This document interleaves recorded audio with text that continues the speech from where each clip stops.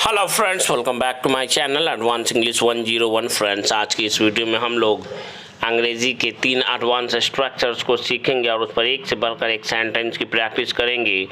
इस वीडियो के अंत तक ज़रूर बने रहें क्योंकि बीच बीच में बहुत ही इम्पॉर्टेंट कुछ बातें ऐसी होती है जिसे समझाना बताना ज़रूरी होता है, इसलिए बिना स्किप किए अंत तक इस वीडियो को ज़रूर देखें।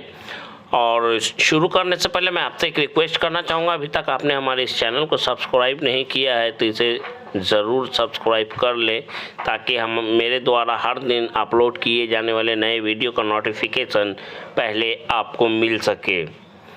इस वीडियो को पूरा ज़रूर देखें, देखने के बाद लाइक ज़रूर करें, शेयर करें, सब्सक्राइब करें और कमेंट के माध्यम से हमें ज़रूर बताएं ये वीडियो आपको कैसा लगा। चलिए शुरू करते हैं आज का ये वीडियो।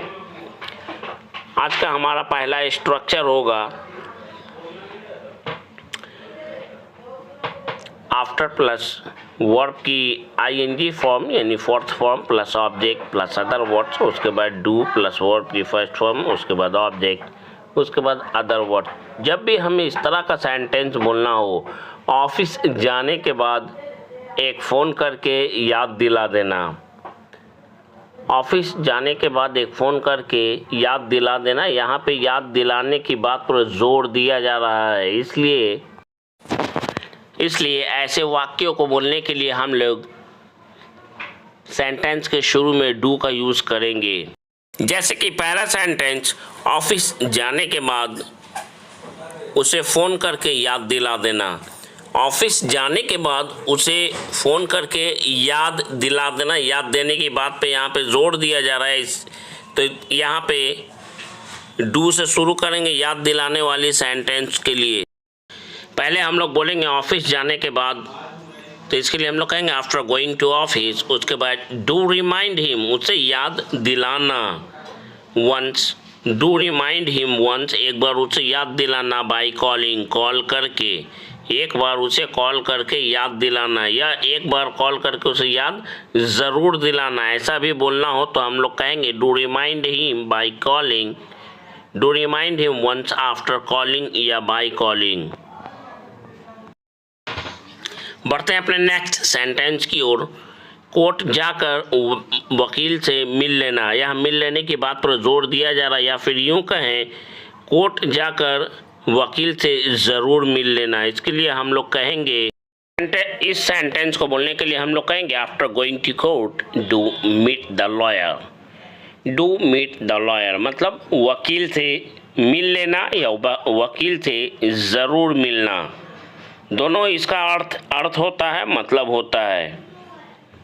उससे मिलकर उसे एक बार इसके बारे में बता देना, या उससे मिलकर उसे इस बारे में एक बार ज़रूर बता देना।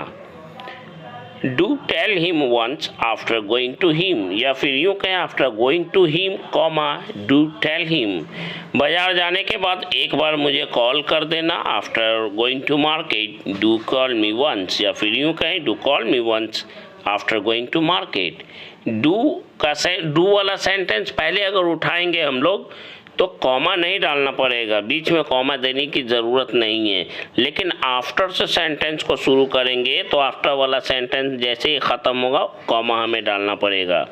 रिटन इंग्लिश का ये नियम है। दुबई जाकर बुर्ज खलीफा देख लेना या ज़रूर देख लेना।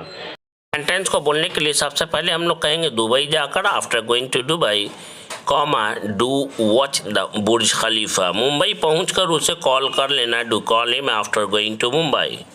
Do call him after going to Mumbai, या फिर यूँ कहें after going to Mumbai do call him. पूजा करने के बाद खाना खा लेना। इसके लिए हम लोग कहेंगे do eat food after offering puja. Offer puja के लिए, परफॉर्म पूजा भी होता है, ऑफर पूजा भी होता है। आफ्टर वर्शिप, या फिर यूँ कहें after worshipping do eat food, या फिर यूँ कहें हैविंग ऑफर्ड पूजा। ये सबसे एडवांस स्ट्रक्चर है रेड वाला। हैविंग ऑफर्ड पूजा यानी पूजा करके, हैविंग ईटन फूड खाना खाकर, हैविंग टेकन बाथ नहाकर। बहुत एडवांस स्ट्रक्चर है ये। नहाने के बाद पूजा कर लेना। Do offer puja after bathing, या फिर यूँ कहें आफ्टर बाथिंग। परफॉर्म पूजा या ऑफर पूजा।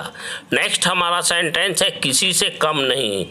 ये हमारा बहुत स्पोकन इंग्लिश में बहुत ज़्यादा यूज होता है। इस स्ट्रक्चर का ध्यान रखेंगे, बहुत ही ज़्यादा यूज होता है, इसलिए इसे सीखने की कोशिश करें। बड़े से बड़ा सेंटेंस इस स्ट्रक्चर की मदद से बिल्कुल हलवा आप करके रख देंगे, हलवा जैसा।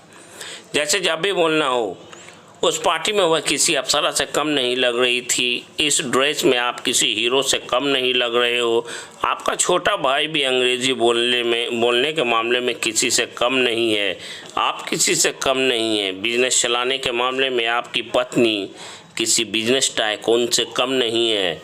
इतना आपने कभी सोचा नहीं होगा। अगर आप सीखने वाले एक लर्नर हैं तो आप अभी से तैयार हो जाइए प्रैक्टिस करने के लिए। आने वाले दिनों में आपकी अंग्रेज़ी बहुत ही अच्छी होगी और इस चैनल पर कृपया बने रहें, मैं सिखाऊंगा आपको। सबसे पहले इसके लिए हम लोग नथिंग शॉर्ट ऑफ का यूज़ करेंगे, जिसका मतलब होता है किसी से कम नहीं। सेंटेंस रूल की बात करें तो सबसे पहले सब्जेक्ट हेल्पिंग वर्ब की ING फॉर्म, उसके बाद नथिंग शॉर्ट ऑफ, उसके बाद एनी का यूज़ करेंगे, उसके बाद मी, हिम, हर, देम, अस, एनीवन, इसमें से किसी एक का यूज़ करेंगे अकॉर्डिंग टू नीड। आइए देखते हैं इस धमाकेदार स्ट्रक्चर का पहला सेंटेंस। उस पार्टी में वह किसी अभिनेत्री से कम नहीं लग रही थी। सेंटेंस को बोलने के लिए हम लोग कहेंगे she was looking nothing short of any actress in that party. बढ़ते हैं अपने नेक्स्ट सेंटेंस की ओर। नेक्स्ट सेंटेंस है आप तो अंग्रेजी के टीचर बने फिरते हैं और आपका छोटा भाई भी किसी अंग्रेजी टीचर से कम नहीं है। इसके लिए हम लोग कहेंगे you pose for an English teacher and your brother is also nothing short of any English teacher. ये बात सोचने में बहुत कठिन लगता है, लेकिन बोलने में कितना आसान है अगर सही जानकारी हो तो। उस पार्टी में वह किसी अप्सरा से कम नहीं लग रही थी। इसके लिए हम लोग कहेंगे she was looking nothing short of any fair और फेयरी टू दैट पार्टी या इन दैट पार्टी।